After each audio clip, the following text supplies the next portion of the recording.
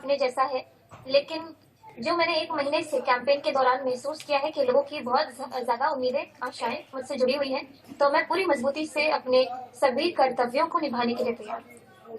अगर आप जीतती है तो पहली बार विधायक के तौर पे विधानसभा में बैठेंगी, तो क्या आपकी स्पेसिफिक एरियाज रहेंगी फोकस करने के लिए?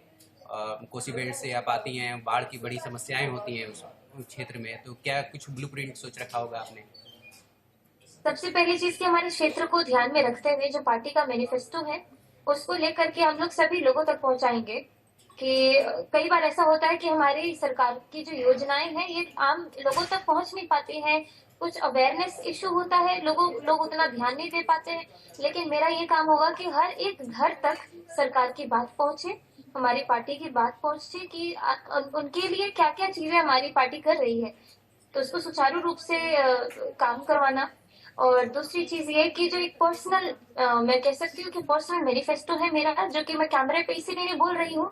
बहुत सारे लोग मुझसे पूछ रहे हैं, लेकिन जैसे होता है ना कि मैंने खुद किसी गांव में विजिट करके देखा कि यहाँ पे ये चीज ठीक नहीं है, उसको चीज ठीक करवाना है। मैंने अपने डायरी में एक अलग से लिस्ट बनाया हुआ है। अब उसको मैं कब कितने दिनों में पूरा करूंगी, ये मेरे लिए भी चैलेंजिंग है, क्योंकि ये मेरा पहला टर्म है एक विधायक के रूप में, एक नया जीवन है मेरा। तो मैंने बहुत बेस्ट बेस्ट सोचा है अपने हिसाब से कि अपने क्षेत्र को एक मिसाल के रूप में दिखाऊंगी दुनिया वालों को।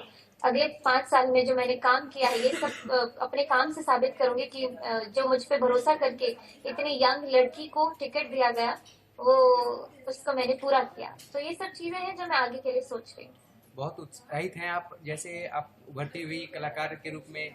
अभी आपका ये प्रोफेशन और पैशन, ये एक पॉलिटिकल सिनेरियो हो गया, आपका पैशन सिंगिंग भी रहा है, तो इन दोनों का कैसे आप समीकरण बना पाएंगी? प्रोफेशन है, उसको पैशन में समझना चाह रहे हैं, या पैशन को प्रोफेशन में कन्वर्ट करना चाहेंगी?